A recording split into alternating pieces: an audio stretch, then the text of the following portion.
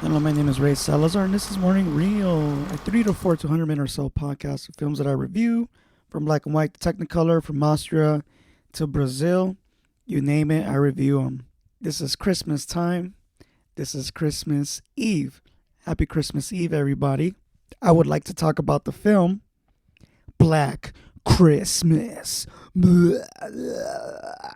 Which Black Christmas? The 1974 Christmas. It was originally titled Silent Night and Evil Night, and it was later retitled as Stranger in the House on certain television screenings. It's a 1974 Canadian slasher film. Canadian. This film was shot in Toronto.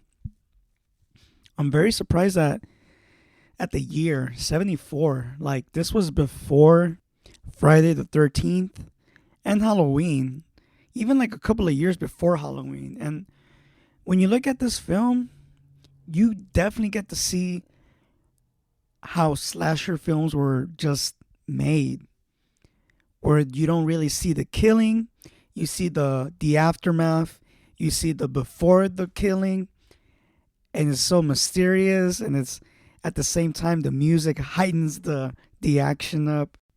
And honestly, you would see that later in films like Halloween. Now, before I continue, I would just like to say that this podcast episode is unofficially sponsored by Insane OG, cultivated by Kanji. Shout out to Kanji. Shout out to the brand. If you don't got it, go to your Dr. Green Thumbs and all kinds of places in the SoCal area. Just that alone. Anyways, Black Christmas, blah, blah, blah. This film is very simple. It's about a sorority house.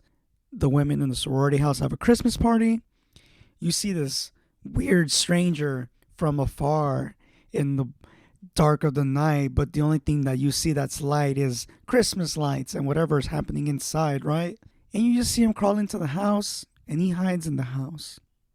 And somehow, and this is the thing about this film, it's very mysterious. It really is, from beginning to end, because spoiler alert, we don't know who the killer is. We don't. We think we know by the time of the third act happens, but we still don't know. And might I say, this horror film in particular has one of the best endings to a horror film, or rather to a slasher film. Me personally, I gotta say, man, I love the way the film ends. It's actually sad. Like, it really is. You know, I mean, this film is fun. When you watch it, it's fun. Some witty dialogue. You hear the word cunt. Like, Kelly Blaze, if you're listening to this episode, man, you would enjoy watching this film if you haven't seen it. And if you have, just watch it again just to hear the word cunt. And I'm sorry, but that's the words that they use, dude. And it's fucking hilarious. You hear it from a woman and from a man. This film was directed by Bob Clark, written screenplay by Roy Moore, produced by Bob Clark, starring Olivia Hussey, Cara Dulea, Margot Kidder, and John Saxon. Edited by Stan Cole, music by Carl Zitter. Production companies Film Funding, Vision 4, Canadian Film Development Corporation, and famous players. People, I urge you to watch this film. This film is cheesy. This film has mystery. Honestly, like, by the middle of the second act, it really picks up very well, because you got cops involved and they're trying to figure it out too, because people got murdered beforehand. Nobody knows what the hell's going on. And the only thing we can just depend on is honestly like how the cops investigate this thing, because the people in sorority just die one after another, and it sucks, man. But honestly, there's no depth into it, right? These characters have no story per se, except for Jess's character. Jess, obviously, you know what? That's crazy about this film. You know, screenplay wise, like, they really pushed the topic of abortion there. You know, and I don't really know about like as far as history is concerned, like where abortion became a very important like discourse in America, especially like whether it being legal or not at that time, especially in 74. Well, I'm not talking about United States, but in Canada, right? You know, like, this chick is thinking about aborting a kid, and the guy's like, no, like, let's have a baby, let's do it, I want it, you know. And this guy wants to be like a big time piano dude, right? He wants to work in the conservatory, wants to step up, and it doesn't go well for him.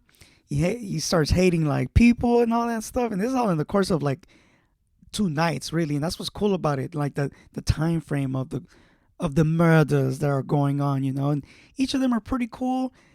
I love the house mother, the sorority house mother. She's just drinking all the time. Look, man, this film is fun. I would give it automatically like a 2.5 tokes, but it's fun to watch. Like, you can watch it crossfaded or not, big old dab, or a freaking course banquet that I just had earlier as well. Check out this film. You're gonna love it.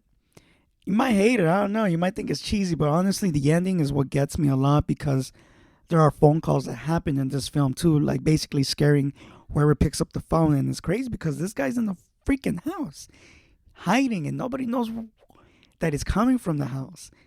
And they don't know what could this person be doing, what this person could be thinking, who this person is, period. And it's very tense throughout the whole film. But the ending, man, it is. I love the fact that there's no music in the ending and it's just all ambient sound, especially to the telephone. I know this may mean nothing to y'all, especially for those who haven't seen it, but if you do, you'll know what I mean and you'll be like, holy crap, dude. My name is Ray Salazar. Follow me on Morning Shot Films IG. Check out my YouTube, Morning Shot Films. Check out my website, morningshotfilms.co. I got merch. I got a gallery. I show all my videos and all that stuff. I even host a podcast there. On to the next one. Happy Christmas Eve. And also tomorrow morning. Jingle all the way. Thank you.